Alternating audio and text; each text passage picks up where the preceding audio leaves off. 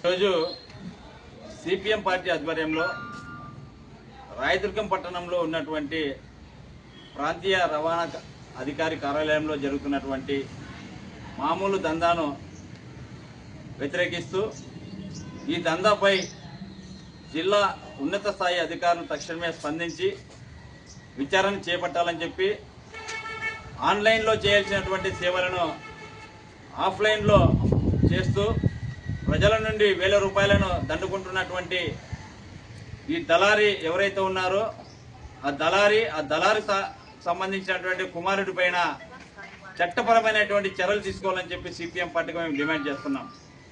మేము ఇదేదో కావాలనేటటువంటి ఉద్దేశంతో ఆర్టీఓ అధికారి గారి మీద కానీ లేదా ఆ శాఖ మీద కానీ విమర్శించాలనేటువంటి ఉద్దేశంతో మేము ఈ సమావేశాన్ని ఏర్పాటు చేయలేదు.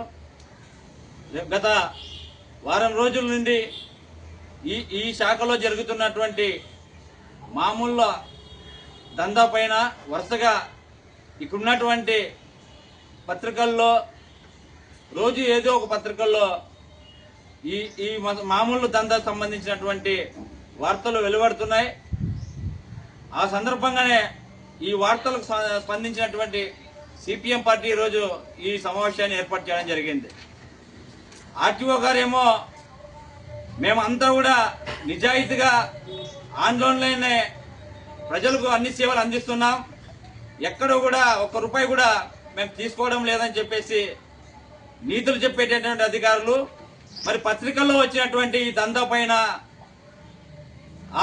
ఆర్టీఓ అధికారి గారు ఏం సమాధానం చెప్తారో సమాధానం చెప్పాలని చెప్పి సిపిఎం పార్టీకి మేము డిమాండ్ చేస్తున్నాం. అదే రకంగా ఒక ఎల్ఎల్ఆర్ కావాలన్నా ఒక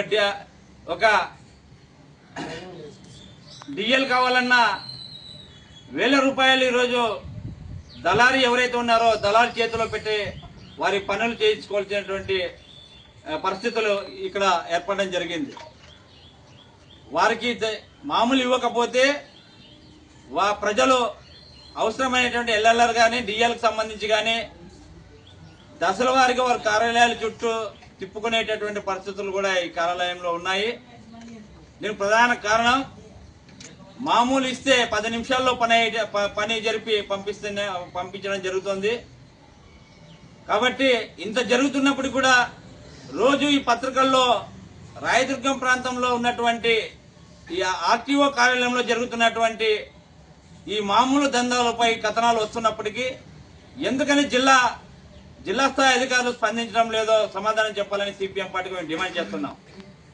ఇప్పటికైనా జిల్లా స్థాయి అధికారులు తక్షణమే స్పందించి ఈ ప్రాంతంలో ఉన్నటువంటి రవాణా శాఖ కార్యాలయంలో జరుగుతున్నటువంటి అక్రమ దందా పైన సమగ్ర విచారణ జరపాలని, ఈ అక్రమ దందాకు పాల్పడుతున్నటువంటి ఆ దళారీ కుమారుడిపై చట్టరీత్యా చర్యలు తీసుకోవాలని, అదే రకంగా ఈ దళారీ వసూలు చేసేటటువంటి మామూల్లో ఈ ఆర్టీఓ అధికారి గారికి వాటా ఎంత అని చెప్పేసి మేము సిపిఎం పార్టీగా సూటిగా ఆర్టీఓ అధికారి గారిని అడగదలుచుకున్నాం.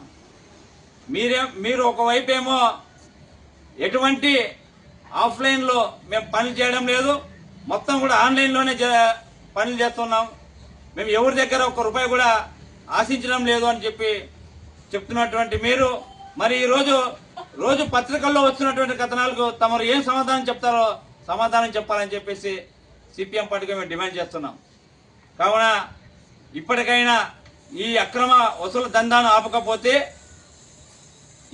ఈ అక్రమ వసూలు దందా పైన జిల్లా స్థాయి అధికారులు స్పందించి విచారణ చేపట్టకపోతే సిపిఎం పార్టీ ఆధ్వర్యంలో పెద్ద ఎత్తున ఆర్టీఓ కార్యాలయాన్ని ముట్టడిస్తామని చెప్పేసి ఈ అవినీతి అక్రమాలు పాల్పడుతున్న వారిపైన చట్టరీత్యా చర్యలు తీసుకునే వరకు సిపిఎం పార్టీ ఆధ్వర్యంలో అవసరమైతే ఆర్టీఓ కార్యాలయాన్ని కూడా ముట్టడిస్తామని చెప్పేసి ఈ సందర్భంగా సిపిఎం పార్టీగా హెచ్చరిస్తున్నాం.